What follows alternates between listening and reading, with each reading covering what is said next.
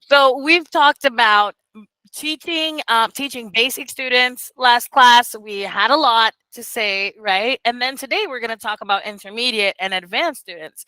And then when we talk about that, I think we inadvertently, like, we end up having to talk about like teacher improvement too, like teacher development, how we can recycle our English, how we can get better, how we can consistently like rise up, because we can't be accommodated, right? And then sometimes people feel not so confident to teach more advanced students because of that barrier. So it's like, I think we also will end up talking about like improvement too. So I wanted to know where you are at, girls, about the in that, how comfortable do you feel teaching intermediate and advanced students? What challenges do you face? I would love to know. Who wants to speak? Okay, yes, Becca. So when it comes to intermediate students, I feel very comfortable teaching them, and I think I love teaching them because usually we have nice conversations, and I see the improvement in vocabulary, even though it's quite hard to overcome this intermediate plateau that we have. So this moment that it's quite hard. So but I really like teaching them. Usually we have a nice time together, but I think I've never had an advanced student. I'm trying to think of one, but I think I can't. Yeah, I think I've never had an advanced student, but I do like the idea of challenge myself. To say like I think I need to do that. I do feel afraid sometimes to have an advanced student or someone who can speak English very well, and so like, oh, I need to challenge myself, I need to keep improving my English. And sometimes this is the situation that I need to have so that I can work on my thing. And I don't know, I like them. I like this idea. When I saw your Instagram, I was like, oh, maybe this is the thing that I need to de-rust my English and to keep improving this thing and working on myself and challenge myself. So I think when I think about intermediate and advanced students, I think about new challenges. Yes. I think you're muted. I was, yeah. But I love that because it's true. When we talk about teaching intermediate and advanced students, it is a challenge, right? Like we need to rise up to it, as I said. And then because it's kind of subjective when we say, oh, I want to get better. I want to improve my English. I want to improve my language skills. Like, what does that even mean? Right. But then I think that when we have a student that's there, then we're like, okay, when I feel challenged in this area, I feel challenged in that area when I'm speaking to the student. Oh, I noticed I have a gap here because I don't know if I would be able to explain this or that to my student. Then we start to see it, right? So, like, that's why we can't shy away from teaching advanced students because those challenges are so good for us. And then that also brings me to like, if we want that challenge, our content on social media needs to reflect that, because if we're only speaking Portuguese, if we don't have things in English and we're just talking about English, then we're not going to attract those people. So it's very important for us to think about our strategy, like the people that I know that speak English well already and have classes with me just to, de-rust and brush up, like teachers or other people, they don't like to consume stuff about English. They like to consume stuff in English. So if you want to challenge yourself, if you want to find those students and then level up your English, then I would say, Becca, that like invest in posting about stuff, and then you're gonna absolutely get there because your English is great, and you'll rise up regardless. So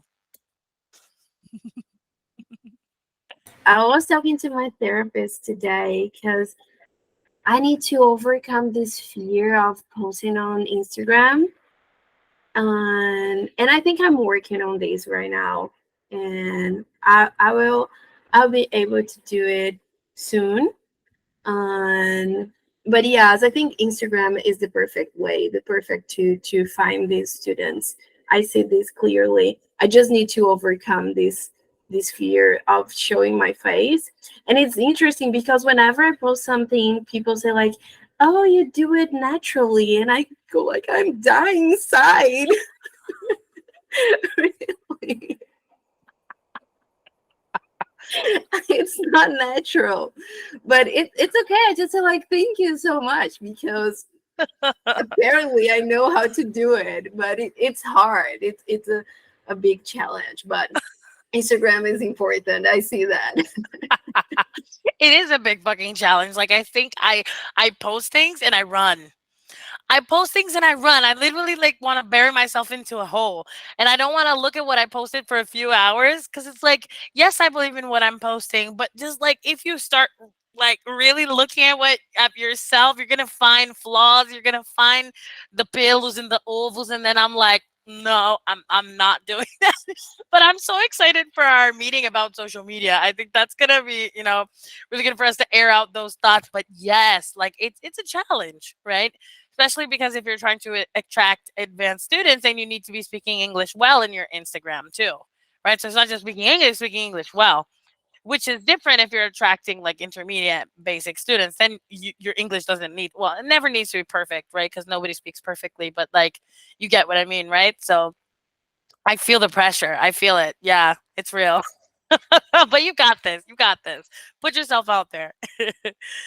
How about you, Michelle? What's going on in your head about this?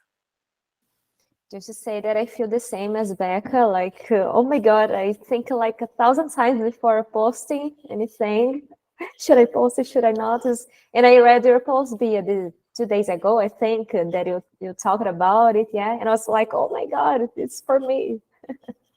We shouldn't be afraid though, but it takes some time to practice with that. Now, Yeah. but Now, about the student part, nowadays I think it's harder for me to teach beginners than intermediate because beginners like from the basic. Oh, let's see the verb to be in a different way, but still intermediate we can have more conversation. So if the classes flow more. Advanced student, I had one last year, and it was a challenge for me. But I was still following the textbooks, and the textbooks there they've got a lot of nonsense words, the fancy stuff, and I was like, why should we use that? Even the student would use these words. So I don't see we have the difference. For example, the intermediate and advanced level. Like, what is the line here? When do we cross this line? Because I think sometimes it's hard for me to know that.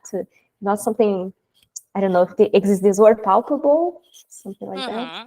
Yeah, So yeah, absolutely. I think it's hard. Should I teach them just hard words? Then they are advanced. I don't know,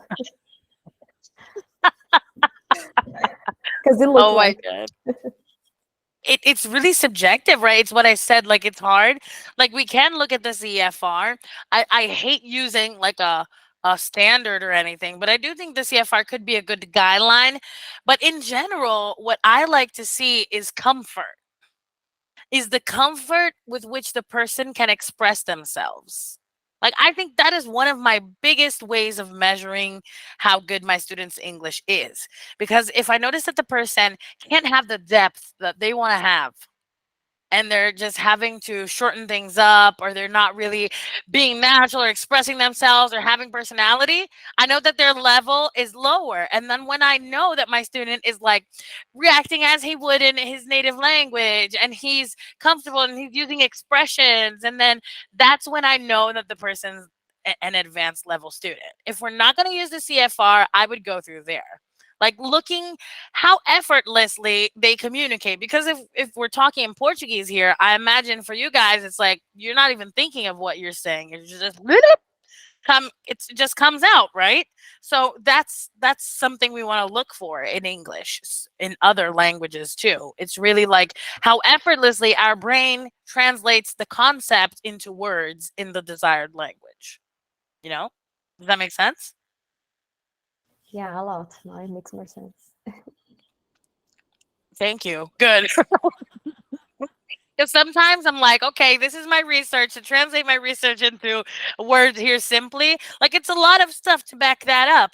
But like for a person to be truly bilingual, they need to transit between those languages, right? They need to.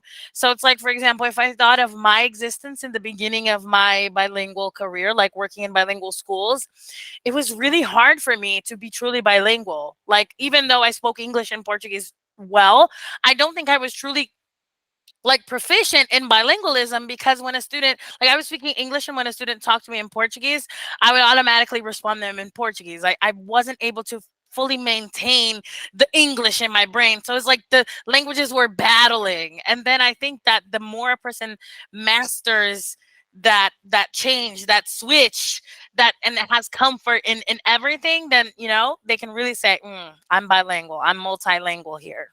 So that's another phase where we're not just looking at like intermediate and advanced, we're looking at comfort, we're looking at how fast our brain is accessing that knowledge. And then I have a student now, for example, I just taught her before, you guys.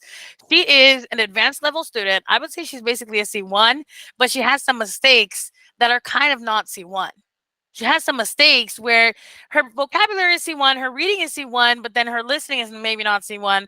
And she makes some mistakes that are kind of like A2 sometimes. And, so it's really hard for me to say, hey, you're a C1, babe. And then she came to me and said, babe, I'm going to take a vacation. When I come back from my vacation, we're going to establish a study plan. And I want to know everything I would have to know if I were like a teacher. Or, and then I was like, okay, well, damn, girl.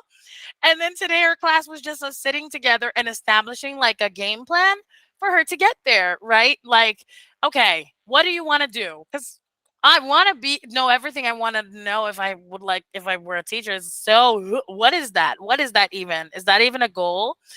So then we were like, okay, realistically, what do you want to do in your day to day that you're not able to do? And then she's like, oh, I want to participate in meetings at my work and I want to be confident in it and this and that. Okay.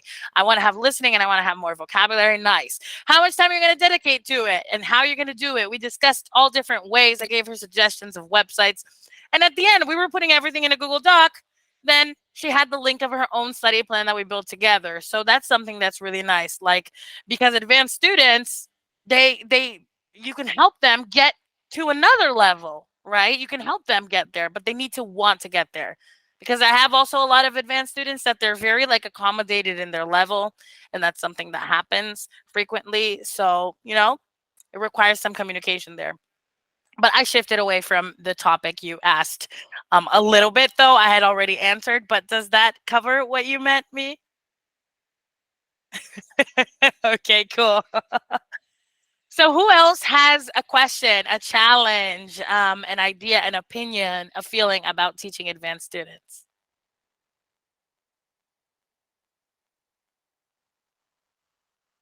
Nobody? Okay, Paula? Um, Yes, well, please. that's quite hard to talk about because I don't know exactly how many advanced students I have had so far. I would say only one, really, because okay, I didn't have a lot of students so far, but I have this. Okay, I teach this person now. She's advanced, even though she never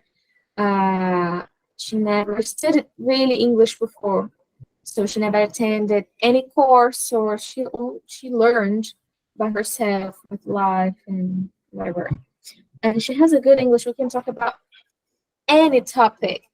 And sometimes she doesn't know words. Sometimes she, as you said, she has some mistakes. She makes some mistakes like the A2, B1 level. But then after correct her, she always get over these kind of mistakes. And but instead of her, I think I didn't have any student. And it's very hard because when I start, and that's something complicated, because when I started to teach, I don't know, I actually am pretty sure that I wasn't advanced, So, well, when I started to teach, actually, it was just to keep practicing English. And as I love teaching and I always taught since I don't remember when, I started to teach English just to get in touch with English, and I wasn't actually charging people when I started. And the idea was to practice, you know. So I was helping friends and relatives, and I started to ask other people to come, and then I was like, I should charge people. Start from the beginners, and then I improved my level. But even though I think that we are always asking ourselves and thinking, do I have a really good level of English? You know, so because of that, I was always worried about getting uh, advanced students, and also because it's not so easy to find. Sometimes I think maybe people watch my videos speaking English, and if they have a good level of English, they might judge mine. I don't know. So yes, I think that's hard because of these experiences I told you, because previously I didn't have really good level of English, and uh, I don't know, but that's a good. I think you were talking about when does a student comes from that's actually from the intermediate to the advanced, right? And I don't know, right, the way I really do to consider like, okay, this student is a advanced student, and I this student I say that she is just because of the fluence of how she speaks. She doesn't care about the mistakes. She does speak, and the mistakes are not very big or simple. So yeah. I don't know if I'm right, but That's nice. That's cool. So you're really playing it how it goes, and then, like I was saying before, you arrived. Like you're rising up to the challenge. As a student comes and they challenge you, you're like, okay, let me step up my game. Let me get there, right? And that's the way to go, obviously, right? Because we only recognize what our challenge is when we feel it, right, in our skin, maybe. So I love that. I love it. So, anyone else want to share feelings, Liz or Louisa, before we go into like the matter of improving our own English and improving ourselves as teachers? Um, just that I agree, Bia. Like when we have a student, and like I have an intermediate student, not an advanced, but then I feel the things I have to improve. Like how can I explain this to him or to her? And then you feel as it goes, like like you said, like for the student, how comfort he or she is, and for us, like our gaps, how I need to improve when I'm teaching this class. It's just like agreeing always. But thank you, Liz. It's really about self reflection at the end of the day, right? I think that teaching involves a lot of that, like thinking about your practice, thinking about where you are, how you're feeling about what you're doing, how challenging it is, and how comfortable you are. Because then we know that we need to, get there. So, awesome. It's great to have you on this journey.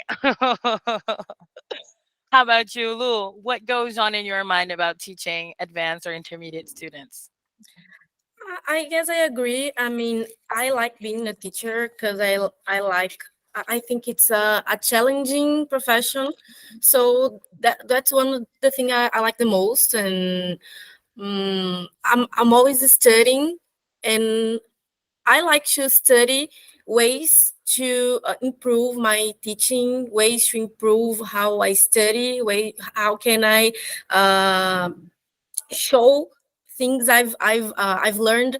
I mean, studying for all of those years, and how can I I show different things because everyone has a different way to learn. I mean, I had mine, and I have to learn a lot of different ways, a lot of platforms, and I like showing this, and like I like studying, I like knowing new things, and being a teacher is a way I can show. I mean, we started a class like.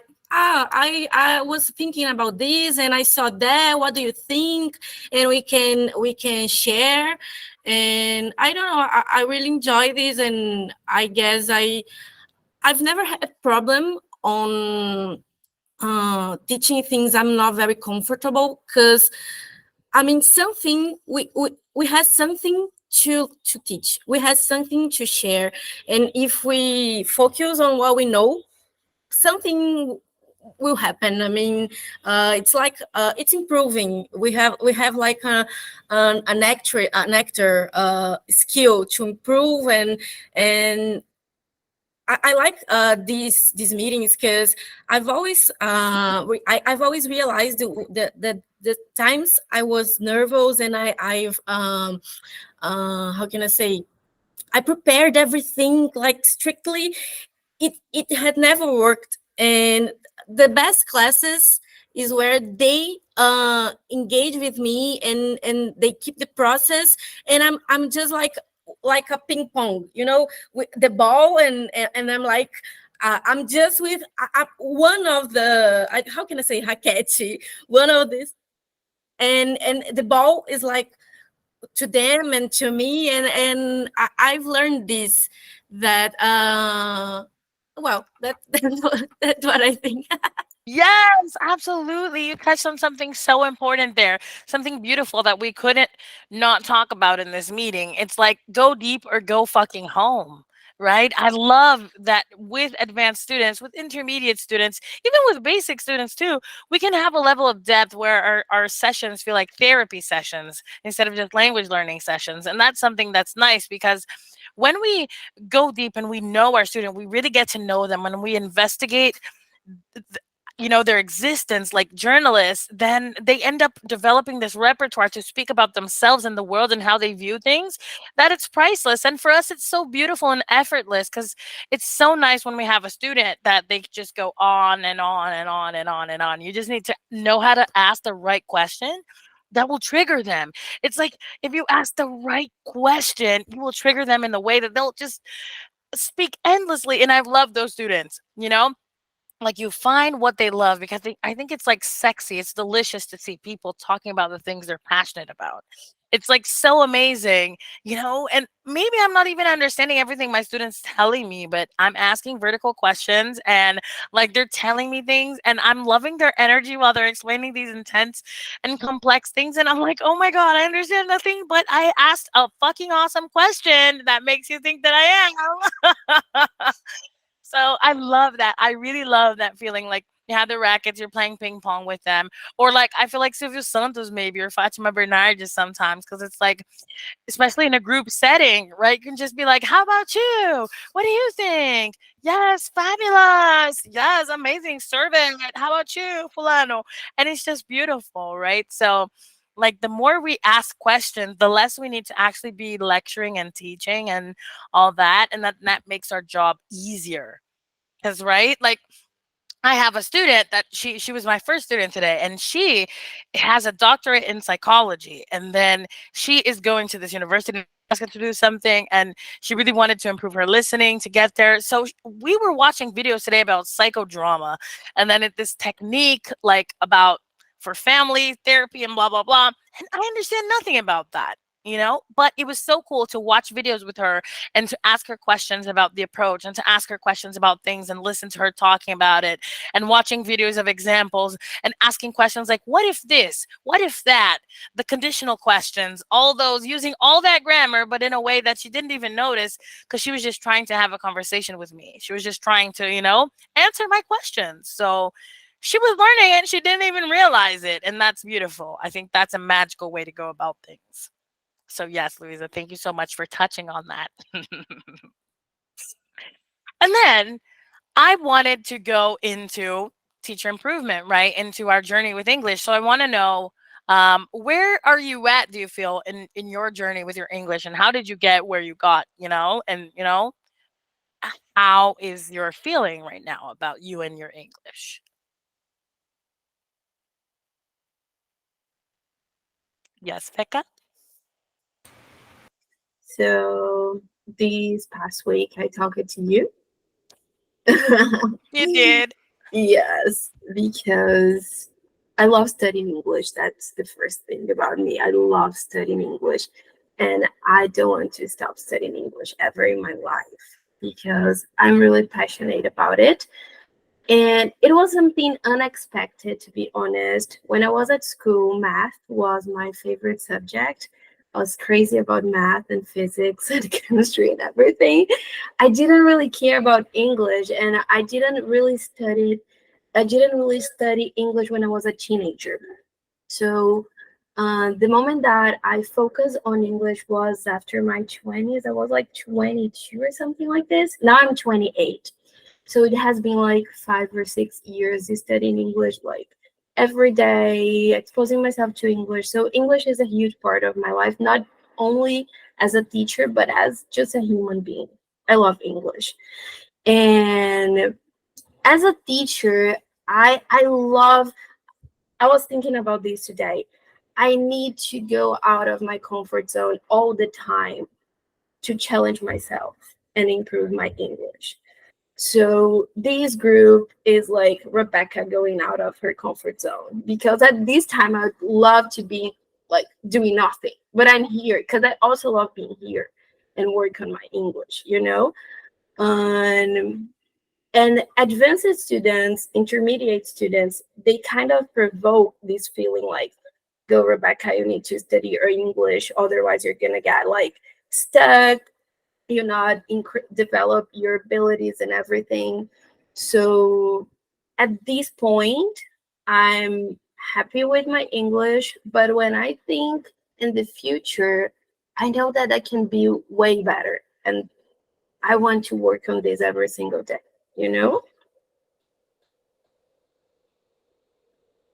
I love that. I love that. I love that. That's beautiful. And that's a feeling we ought to have with everything, right? Because, like, I feel the same way. Even though I speak Portuguese, I speak English, I want to improve everything. I'm always being humbled by the world when I'm presented with new vocabulary that I'm not familiar with. So I feel humbled and excited because I don't know everything there is to know yet. And I think that's a cool thing, right? A lot of people, they feel bad about not knowing everything. I feel amazing about not knowing everything because that feels like, oh, okay, so I still have things to do here. Imagine a life where I don't have a place to get, I don't know.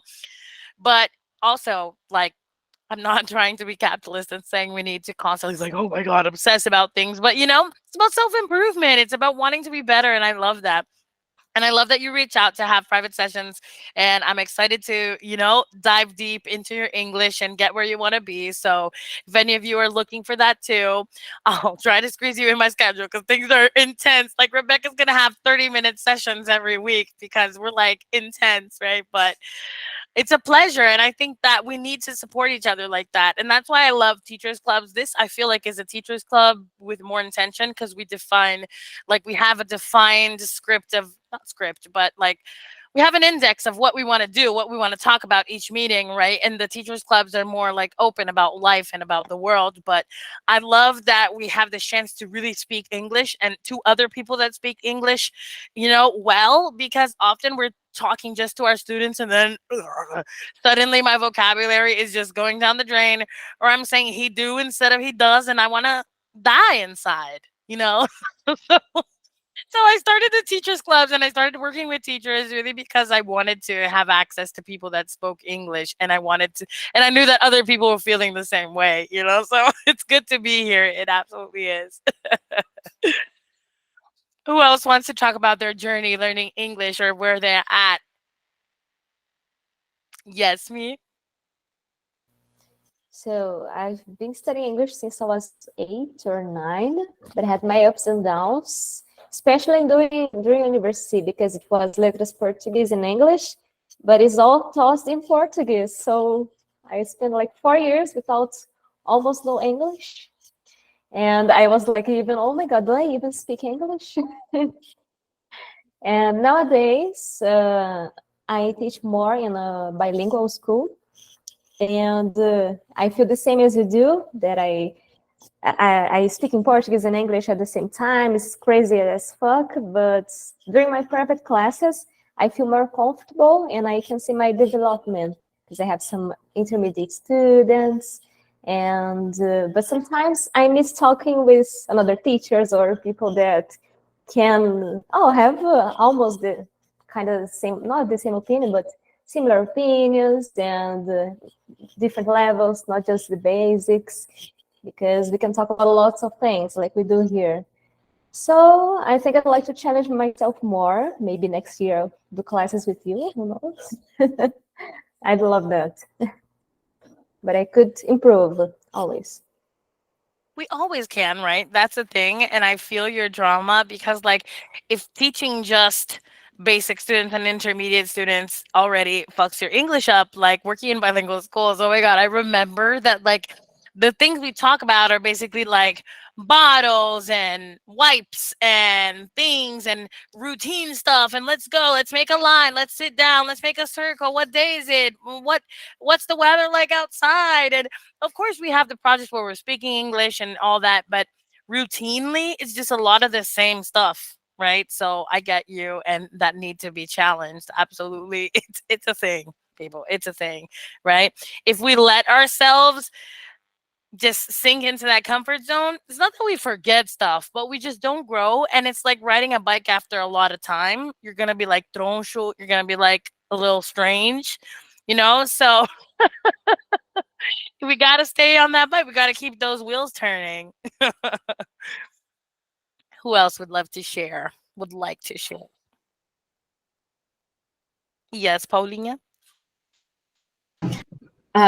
Girls, you just described how I feel actually, because Rebecca said something that is exactly how I feel, really, because math was my favorite subject at school. That's why I decided to study chemistry. Okay, not only math, but chemistry afterwards became my favorite subject. So in high school, it was chemistry and math, and that's why I decided to study chemistry. But when I was 22, yes, 21 actually, I started to study English because I just got an exchange, right? And I went to the United States and I learned English. I came back and I was in this journey of I don't want to lose my English. I want to keep studying. I kept studying. I finished a 2-year course. And after that, I was like, oh my God, what about now? I used just to talk to myself, just to practice. My sisters used to mock me a lot. I was like, no, I gotta stop with this. I will teach someone.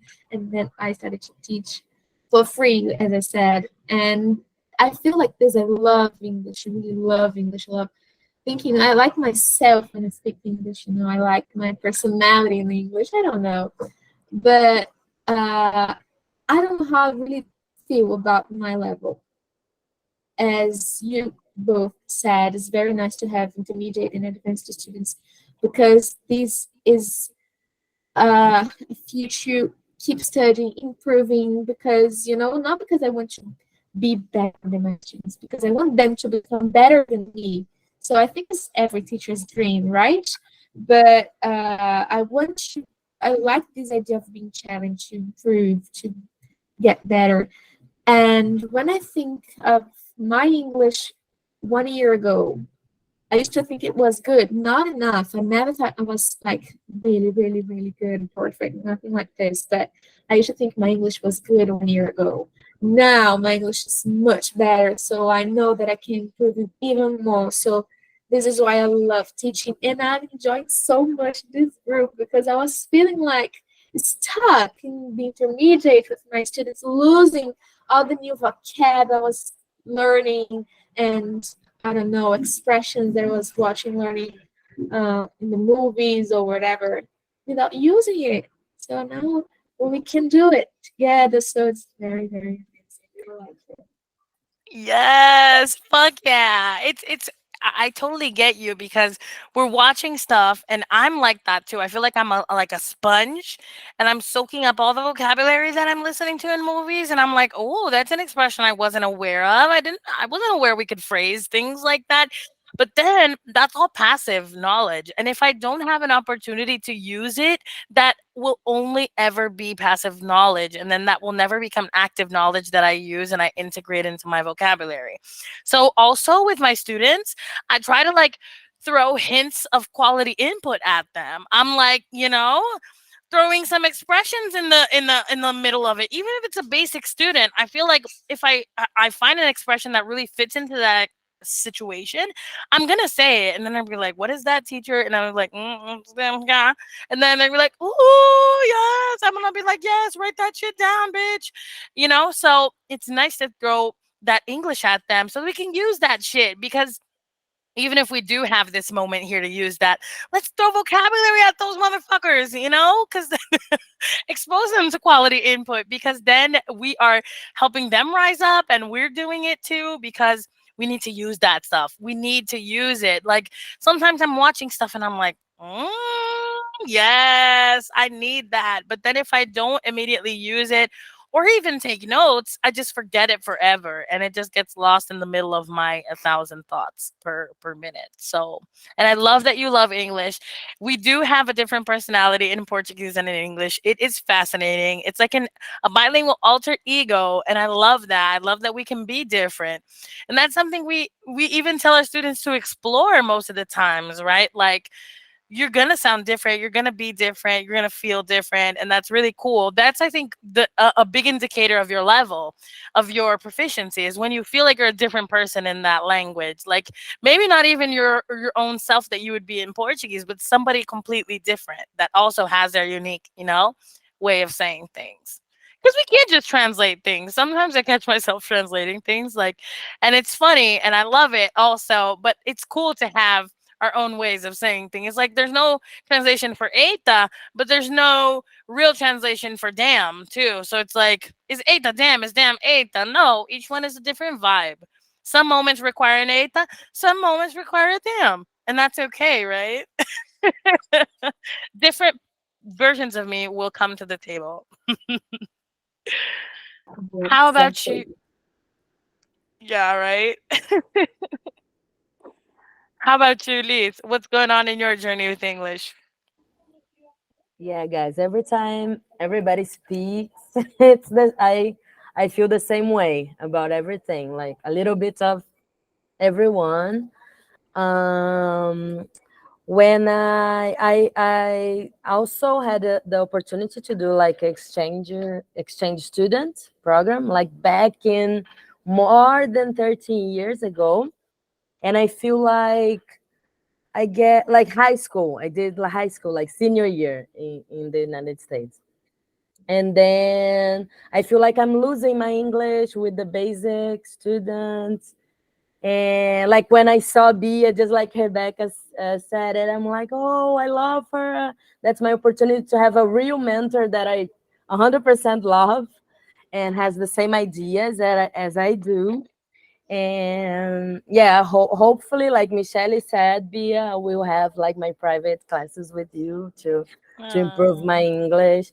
But I feel the same way, guys. I always feel like, oh my gosh, I don't have anything else to say because it's the same feelings. I'm always very happy when I'm in here because it's like you are not alone. Like it's the same struggles, and yeah, I'm very happy to be here and to know that we are in this journey, feeling the same things, and yeah, that's it. we're on the same boat, and I Yeah, think on that's the same boat. beautiful, right? We're so on the same boat. And while like maybe before I saw other teachers and I was like, oh, I need to be better than them, or oh, they're better than me, that sort of thing is so outdated to me. That's like a concept that is so far away from how I feel today that I can't even fathom how I even allowed myself to engage with that kind of logic, because it's like we are all so unique. We are all so different in our, even though we believe in in a lot of things in common, we are so different in our approaches, in the sense of who, because we're different people, right? And we speak differently, we behave differently, we believe in different things, we're interested in different things. So that makes us so unique, and the sun shines for everyone. So it's really cool to see teachers as allies, as friends, as, people in a community instead of competing. Like that's like so priceless, because it's everything that the system is trying to like take away from us, is that feeling of commonality, right? Is that feeling of like, making us feel alone. They want us to feel alone because then we're weaker, right? And then it's easier to exploit us. It's easier to make us work and charge 10 has an hour because we're like, oh, I'm alone. Nobody feels like this, you know? But fuck no. Fuck no, right? How about you, Luisa? What's your journey with English so far? Well, I've studied English for a long time when I was a teenager, and I don't know, like 8, 9 years. And although it was a traditional course, I had a really good experience. I enjoyed speaking English. I always liked the studying. But when I entered university, I kind of stopped studying English because I already knew it and I had to learn another language. Then I learned Spanish. Then I entered post graduation and I had to start learning French. And I mean, I real I I've always kept myself like watching stuff in English without subjects and listening to podcasts and trying to always keep myself listening to English and well, as I study at university, I had to read a lot of stuff.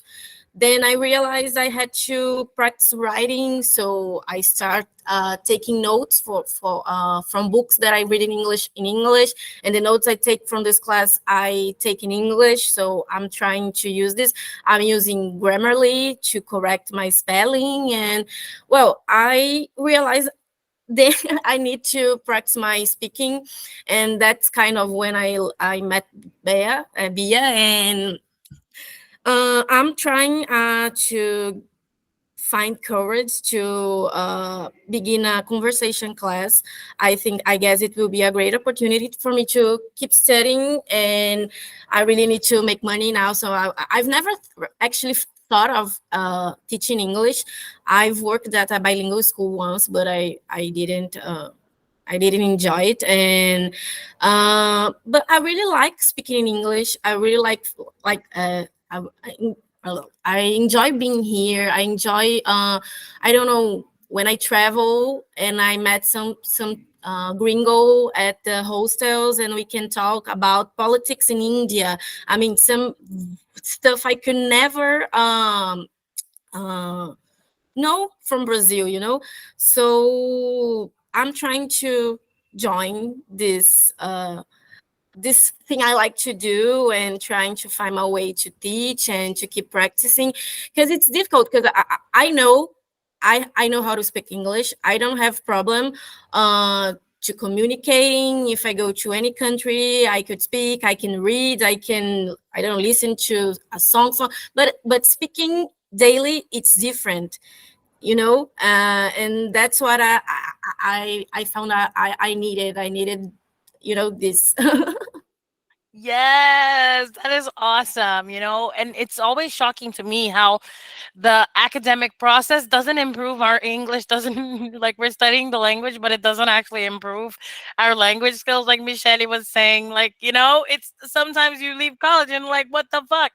And I didn't understand that phenomenon. Like my first English teacher in Brazil, like I had a lot of I almost flunked many times in English here in Brazil because the I was a smart ass. You know, I was a fucking smart ass. I was an idiot smart ass. Like today, I was like, "Oh my god, I should have been fucking humble with these teachers, like these poor things, these poor little babies." But I was like a 12-year-old asshole, you know? So and then they would speak English so badly, like pahote instead of parrot. And I would like laugh my ass off at their expenses and I would like correct them. And I was just like such a fucking asshole. Like, I am so sorry. I wish I could apologize to every teacher I had. And then honestly, they would like start like getting it, having it out for me. And then they would flunk me. Like, I would not have good grades in the tests and whatnot. They were like looking for little fur on eggs, you know, to, oh my God, it was a shit show. So, like today in retrospect, I'm like, poor things. They were they graduated letters, but that didn't mean they spoke English. So like that's a demand that exists. You know, that's a real demand because people, they're English teachers in schools, but they don't speak English. And that just amplifies the problem that we have of people that graduate from school like, oh, I didn't learn anything, not even the verb to be. Like I learned verb to be for 5 years, but I don't know what it is. You know, and it's this systematic snowball. And about opening your own conversation club, please do it. The only thing we need to open our own conversation clubs, people, is to have a free time. To have a free time slot, really. You just got to decide the time slot that you have free and start talking about it on your Instagram. Start saying, oh, I have this time. I have this time, people. Who wants to join this time? Who wants to join this time? Because I sometimes start a club with 1, 2 people. From the moment I have 2 people, I already have like a group. If each of them is paying, let's say, 200 reais, right? So 200, I'm working for 400 reais per month. That means 100 reais per hour. That's fine already. And then I keep on advertising that group. And then another person joins and I'm getting 600. That's 150 per hour. I'm going up. If another person joins and I get my limit, which is 5 people, I'm making, 2, 4, 6, 8, 10. I'm making 1,000 reais. That's a lot per hour. 250? 250 per hour. 200 per hour? No, oh my God, my math is so, oh my God, that's why I'm an English teacher. But you understand, you can get paid 200 plus per hour if you open groups. So people just open fucking groups, and it's a great investment because it's something that you can always advertise and it makes your hour worth more, right? Because you don't need to have a beginning or an end date. You can just have a conversation club. Every class you have a different subject that you talk about. You talk about each other's lives, you check in with each other. It is beautiful. It is easy money, to be honest. Like, so do it. Do it. Do it. Have you done this, Paula? Do you have experience in this? Yes, totally. Oh my God, I used to earn almost nothing. But after opening groups, small groups, it's just amazing because I can not charge a very high price, but even though my hour will be more fair, so it's amazing. Yes, because then you don't need to work only for the rich people, right? Because the people that can pay me 105, 85 per hour are like another level of people normally. So I think that if we have a group setting, there's more to go around, and then people can have a more accessible price, then you can achieve a demographic that you would maybe dream of going towards. So groups open up a big possibility, and I love groups because of that. Does anyone have any questions? Any final feelings that they want to share here with us or talk about or ask? Nobody? Okay. That's good. Then I'm glad that this was a complete meeting and we're coming out satisfied. So, my people, it is a pleasure as always. Okay, you know that I'm always here if you ever have any questions, any doubts, anything. But like, you're already in such a great direction. You're already on such a great road that it's just like every meeting is just validating you guys because you're kick ass, right? It's just like, yes, you are going in the right direction. Keep going at it and have consistency because we're there, right? We're getting there. So have a good night, have a good week, and I will see you next Monday. Okay? Thank you so much, Pia. Thank you, Thank babes. you. See you. Bye. Bye bye.